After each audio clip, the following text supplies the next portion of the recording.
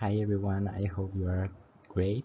This time I read the book Succeeding When You're Supposed to Fail by Ron Brockman. To the book we are going to see 7 topics and we are going to see the separations in 3 parts. First of all, let's talk about tunneling. Tunneling is a fundamental concept in the book. The concept originates in the field of quantum physics and it was used to describe the counterintuitive behavior of particles. The scientists could see how some particles could escape from the sun. They realized that all particles have some certain probability of appearing in a certain space in a certain time. And this is what they called tunneling or tunneling probability. This is related with the psychological part because most of us believe or most of us are guided the majority of the time by well understood psychological laws or principles. When we are motivated, it's maybe because we win something or we experience success and we feel wrong when we run into obstacles. But this hasn't to be in this way. And there always seems to be a group of outliers in the life, and these people is what we call a tunneler. An important part to say is that the tunnelers are not different from the rest of us. It's the qualities that they have what makes the difference. And this book tries to understand and talk about why some people is capable to tunnel over their limitations. Drive is the first part of the book, and here we can see some concepts as limelight effect, meaning making, and unwavering commitment. In first place, we have the limelight effect. This is about how we perceive the events in our life, and we can see 2 variants, externals and internals. People with an external limelight tends to interpret events through elements outside themselves. They believe that everything in their life is out of their control, and they think that their life is judged just by the look and the actions of other people. People with an internal limelight tends to take full responsibility for the events that unfold in their lives. This last one is the one that most of tunnelers have, and it's because everything something goes wrong, they ask themselves, what would I have done better? In second place, we have the meaning making, and we have the story of Rami Arpas, who was a war prisoner in Egypt. And during the captivity, he decided to feel motivated and don't focus on making himself questions like, when am I going to be out of this slave, this or when am I going to be free? He decided to focus on making little activities just like exercise, growing plants inside its jail and cell, and reading. When the war finally reached the end, he said that in his entire life he had never read more books than what he did in the prison. This is because Rami took these little things and make these little things a principal thing in its life, something with meaning and something that could make him a better person during the time that he was in captivity. He seek the meaning in these small things of the life. The final part of the drive is that unwavering commitment. Tunnelers have a tendency to be obstacles as challenges, and when they find meaning in something, they tend to embrace it, no matter how many obstacles they could find in the way. And they find it easier because they gravitate toward the meaning. Tunnelers make meaning a priority in their actions and life. In the next part of the book, we have the orientations, and we see the temperament and success, and humor counteracting adversity. In the temperament and success part, we can see how having an even-tempered disposition plays an important role in achieving success, refusing the pressure, and exuding a spirited attitude. We are going to see an history of how the softball team from Georgia, they reached the end of the World Series even when they were an experienced team. Their leader always maintained a relaxed personality even when they were maybe in the most important game of his lives.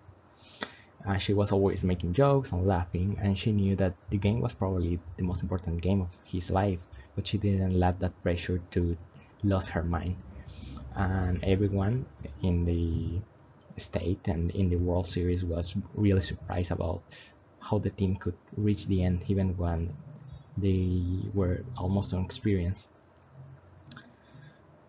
And this was maybe possible because of that disposition from Snake, her leader, to maintain an even temperate disposition in the team. An important part is that from the story we can learn that the temperament is not fixed in the stone. We can learn how to achieve an even temperate if we work on it. Let's move on to the humor counteracting adversity. Humor has the power to relieve anxiety and bond people together. And we're going to see another shock experiment. In the experiment, there were three groups of students, and they were told that the experiment was trying to figure out a particular part of the brain that was receptive to that shock. The truth here is that the experiment was really trying to check anxiety levels and how to take the focus to another part could change that anxiety levels. There were three groups, and each group could listen a different recording. The first group would listen a comedy recording before receiving the shock. The second group would listen a geological a passage from a geology book, and the third one would not receive any recording. At the start, everyone had a normal level of anxiety. At the half of the experiment, the ones with comedy recording keep a normal level of anxiety, the ones with the book passage a middle level, and the ones with recording a middle high level. In the last 10 seconds before receiving the shock, the ones with the comedy recording experienced a peak, but this peak was no higher than the ones with no recording or the ones with the book part of with the book recording.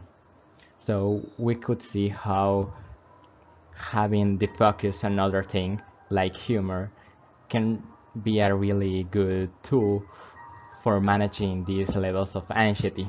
At the end, no one received any shock. It was just because they needed to make the students believe that they were going to have it, because in other ways they wouldn't experience these levels of anxiety. Another fact that we can see here is that children with better humor are seen, or here we have a quote, were viewed by teachers as most effectively engaged in the classroom. We reached the final part of the book, the contact. Here we can see topics like the importance of a satellite and putting it all into practice. In the importance of a satellite, we can see how important it is for a tunneler to find someone who can help him. It may already have all the other skills, but having a person who can help you to reach your goals is also very important, and be able to recognize these people may be even more important. We can also develop the ability to be satellites. We can see how foundations and organizations that they care and help children, help them with a mentorship who can influence them just by giving someone who will listen to them and someone who they can trust. In the last part of the book, we see a summary of the most important parts of the book, and we see how we may apply them to our lives with our employees or with the children. In yourself, in the part of yourself, we can see the shift the focus back to you, and this means taking the control of our lives or actions. Search out for meaning, stay calm. In the part of the employees, we see think of your employees as a family, and this may help them because it may help them to take a even temperament. Or with the children, let them know that you are always there.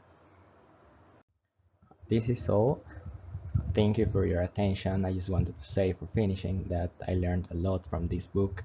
I learned how to see that there might be events in my life which I can control, or events that might that make me feel sad, but I might find another ways to overcome the adversity and overcome these barriers that are in my way, and maybe it will take time to get to know me better and get to know how to overcome the adversity, but it's a process in which I am constantly learning.